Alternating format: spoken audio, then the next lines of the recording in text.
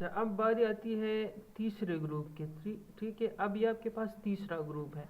अब 3A का जो नाम होता है ना, 3A का या थर्ड ग्रुप का, उसको कहते हैं बोरॉन फैमिली। ठीक है, इसको कहते हैं बोरॉन फैमिली, मतलब इसके अंदर जितने भी एलिमेंट्स होते हैं उसको सारा का बोरॉन फैमिली कहते हैं। अब देखो जो फोर्थ ग्रुप है 4A, उसको क्या कहते हैं? उसको कार्बन फैमिली का नाम दिया जाता है, क्योंकि पहले आपके पास कौन सा है? पहले आपके पास कार्बन आ रहा है, इस वजह से इसको कार्बन फैमिली का नाम दिया जाता है। अब जो दूसरा है, पांचवा जो ग्रुप है, उसको हम लोग नाइट्रोजन फैमिली का नाम दे रहे होते हैं। ठीक है, nitrogen family, it should be clear to you. अब एक इंटरेस्टिंग सी बात यहाँ पे और आ जाती है, एक इंटरेस्टिंग सी यहाँ पे और आ जाती है कि आप देखें जो जो 7A है, उस ग्रुप को हम लोग क्या कहते हैं? फ्लोरीन फैमिली नहीं कहते। It should be clear to you कि इसको फ्लोरीन फैमिली नहीं कहते, इसको क्या कहते हैं? इसको कहते हैं हैलोजन फैमिली। ठीक है, हैलोजन फैमिली।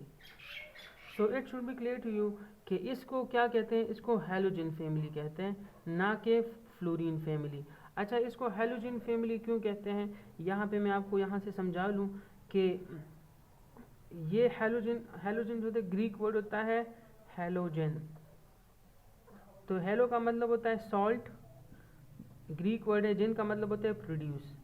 असल में ये एलिमेंट्स फ्लोरीन, यहाँ पे क्लोरीन, यहाँ पे ब्रोमीन, यहाँ पे आयोडीन, यहाँ पे एसिटेटीन, और इस तरह चलते चले जाएं। अब ये जो फैमिली है, ये क्या करती है? ये जब अल्कली मेटल के साथ रिएक्ट करती है, इस तरह सोडियम ले लो या आप क्या ले लो, अल्कलाइन अर्थ मेटल ले लो, Mg ले लो, इसके साथ जब ये रिएक्ट करती है तो ये क्या बनाती है? देखो, इसके साथ भी Cl लगा लो, इसके साथ भी Cl लगा लो, तो ये आपके पास नमक बनाती है, NaCl आपके पास आ गया, इसके आपके पास MgCl2 आ जाएगा। ठीक है, इधर आप Cl2 ही ऐड कर लो। तो ये जो आपके पास है, ये आपके पास बेसिकली सॉल्ट होते हैं। तो ये सॉल्ट प्रोड्यूसिंग एलिमेंट्स होते हैं। ये जब अल्कली या अल्कलाइन अर्थ मेटल के साथ रिएक्ट करते हैं तो ये एज अ प्रोडक्ट सॉल्ट बना रहे होते हैं, इस वजह से इसको हैलोजन कहते हैं, मतलब सॉल्ट प्रोड्यूसिंग एलिमेंट्स। तो ये मैंने आपको बता दिए कि इसको क्यों हैलोजन फैमिली कहते हैं या हैलोजन ग्रुप कहते हैं। ठीक है, अब देखो अब हमारे पास क्या है? अब आपके पास जो रहता है वो III का ग्रुप होता है या A वाला ग्रुप। तो इसको हम लोग, इस ग्रुप का नाम जो होता है ना, उसको कहते हैं noble gas family, noble gas family. ठीक है, तो इसको नोबल गैस ही क्यों कहते हैं? देखो, नोबल कहते हैं शरीफ को। अब ये गैसेस जो होते हैं ये बहुत शरीफ होते हैं। कैसे शरीफ होते हैं? ये नॉन अनरिएक्टिव होते हैं, ये रिएक्शन आम तौर पर नहीं करते। ये कहना कि ये रिएक्शन नहीं करते ये गलत है। एट रूम टेम्परेचर ये रिएक्शन नहीं करते, एट रूम टेम्परेचर, या आप ऐसा कह सकते हैं eight normal conditions, eight normal conditions, eight normal conditions. तो इस वजह से इनको नोबल गैस और नोबल एलिमेंट्स कहा जाता है, क्योंकि ये अनरिएक्टिव है, ये रिएक्शन नहीं करते एट नॉर्मल कंडीशन।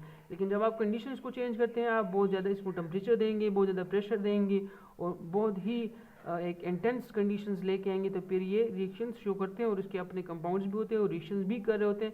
लेकिन उसके लिए नॉर्मल कंडीशंस की रिक्वायर्ड नहीं होते, उसके लिए आपने एबनॉर्मल कंडीशंस या मतलब इंटेंस कंडीशंस या बहुत ज़्यादा सख्त कंडीशंस प्रोवाइड करने होते हैं, फिर ये बाद में जाके रिएक्ट करते हैं। और इसकी जो अनरिएक्टिविटी की जो रीज़न है ना, वो आपको पहले भी पता होगा, क्योंकि इसका जो ऑक्टेट होता है वो भी कंप्लीट होता है और यहाँ पे इनका डुप्लेट भी कंप्लीट हुआ होता है। तो इस वजह से ये लोग जो है हीलियम, नियॉन, आर्गन और इस तरह के जितने भी एलिमेंट्स होते हैं ये रिएक्शन इस वजह से नहीं करते।